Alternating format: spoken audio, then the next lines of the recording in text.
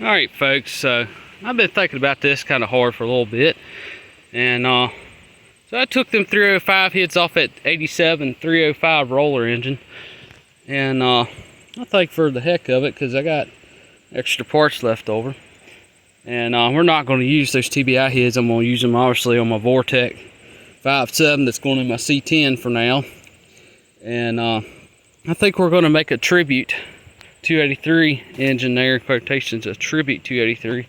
So I think what I'm going to do is I'm going to take that roller 305, and I got a set of 896 283 heads, and we're not going to put it in nothing at all. We're just going to make it a tribute 283, and I'm going to take them heads and I'm going to check the valve guides, and if they are taller, I might try, and later on I might order the tool through Summit Racing so I can turn the valve guides down a little bit, and that way we got the correct clearance between the valve retainer and the top of the valve guide. And I think we're going to throw some 283 heads on it just to see what happens. And the roller cam that was in that 305 is no good now. The lifters, everything else is fine. But the roller cam, I mean, you maybe could get it polished, but it's just, I mean, my personal opinion, it's just better off getting another cam. I'll see if I can get it polished. We'll see. But I think we're going to make a tribute 283.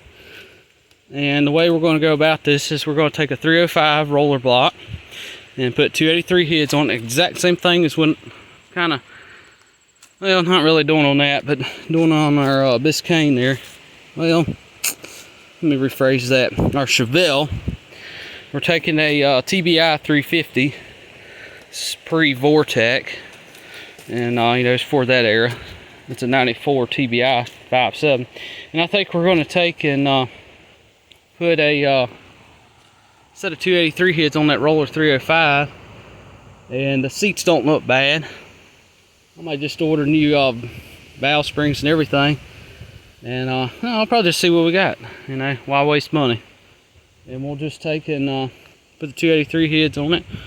And I got, I think 2 or 3 4-barrel 283 intakes. I got the correct oil fill tube on it, and I think we're gonna throw it on that roller 305, and I'll check the clearance and everything, and I think we're just gonna make it a tribute engine. You know, make it look like a 283. But in reality, it's really 305. But I think that would be a pretty good combination there. But we're not really worried about compression on it or anything. You know, I think it'll be just fine with them 283 heads on the 305. You just don't want to put 350 heads on the 305, because then it, you know, it's not gonna work. They will physically bolt on, but I think we're going to do that. And we could use, I have an original oil pan, and it is a one-piece rear main seal on that, but I might go in there. I got a welder, and I ain't never seen anybody doing this, but I think I got an extra oil pan somewhere, and we'll just cut this lip off. You won't see it anyway. Somewhere around in here, kind of cut like a straight across there, straight down, just to get this last little bit of the oil pan. That's the only thing that's really different between the two. And we'll take that, we'll take the original 283 oil pan, and let me just show you. Better off to show y'all. Alright, so here's the actual difference. Got a 283 on the right side, got a Vortec on the left side there, and yeah, so now I got a little pinhole right there. Not worried about that, that can be fixed. But I know, I'll get you a treat. We gotta show everybody these oil pans here. Hold on a second. Alright, so we got these two oil pans here. This is a 2-piece rear main. This is a 1-piece rear main.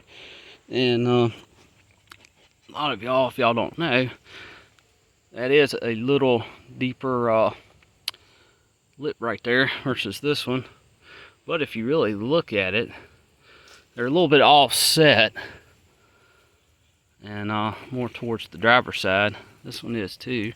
So you could probably just go in here and just cut this rear section out of this one and cut this section out and just weld that one onto here, and voila, you got you a period correct oil pan. You could do something like that. And then if you want to know, the front seals for the timing cover are the same. Nothing's different there. Same thing. I like this round oil pan. Looks so much cleaner versus this square one. That is a GM oil pan, but they'll definitely work. So the timing cover is not really an issue. The bolt pattern, as you see, is the same. I mean, you could bulk this oil pan up. You could take this Vortec and it will bulk up on an older block. You just don't have a way to have the correct rear main seal in it. But if you look at them, I mean, all through there, they do line up. Even these line up too, I'm pretty sure. No, I take that back. I told y'all wrong. But it's just these two last bolts on the back that don't line up. They're a little bit further towards the flywheel flex plate. Whenever transmission you're running, they're a little bit further back.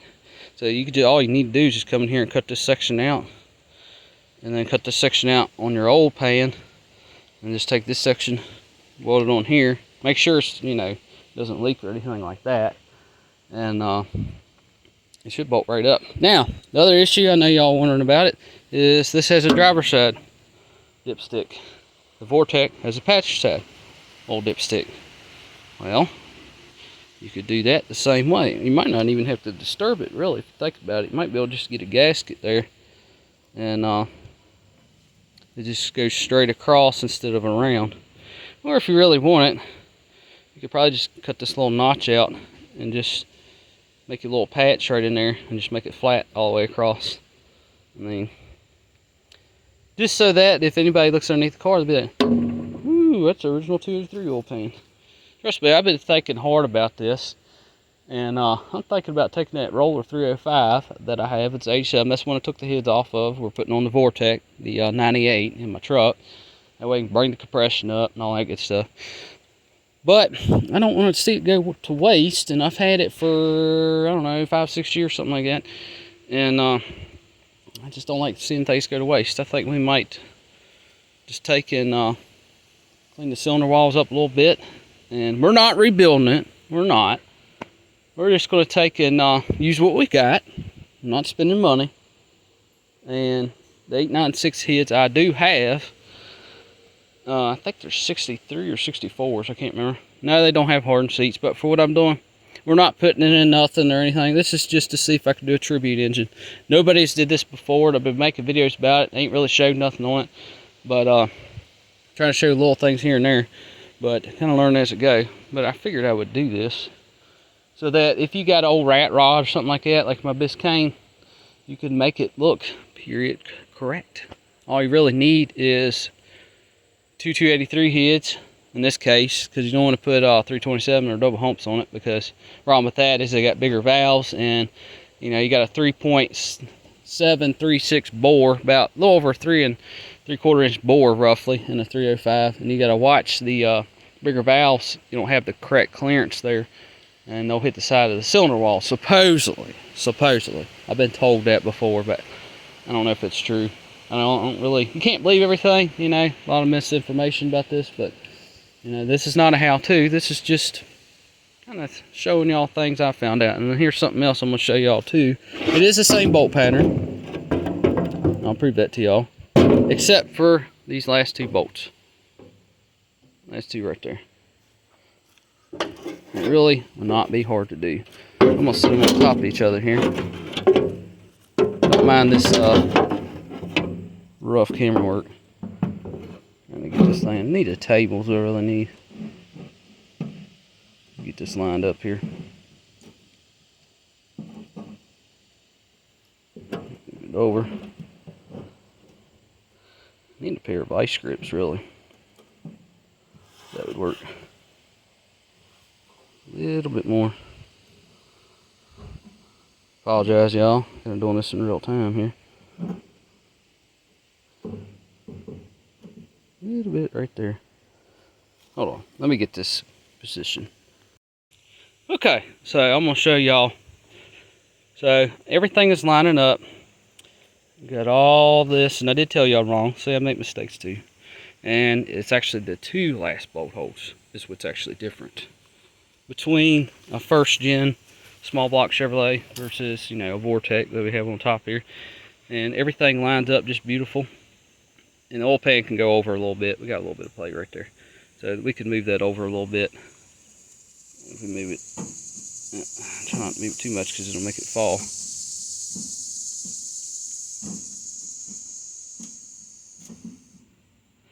But it does line up. There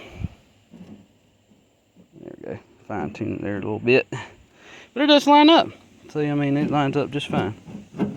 Not hard to try and hold still there. But yeah, everything lines up just fine. And I did tell y'all wrong. That one's good. It's these last 2 that do not. So it's not just that last one, it's these last 2. So you could probably have to cut the rear section of this oil pan off. Same thing on the other side here. They don't line up, but this side does. So everything lines up just fine. Get out of the way there. Lip seals are the same. You ain't got to worry about that. It's just these last 4 bolts won't line up. And of course your rear main seal. It's really all that matters. That's interesting. So the dipstick,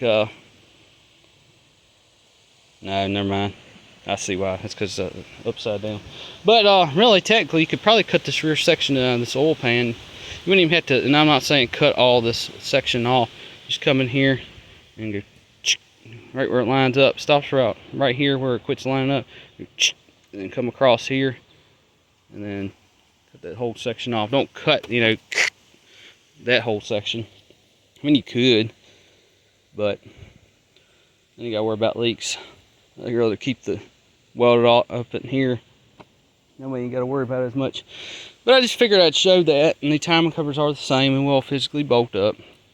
And drain plug, I believe, is on the same side. Yeah, it's got a bigger drain plug on the 283 versus a little smaller one on that. It's not a big deal, but you could actually do this.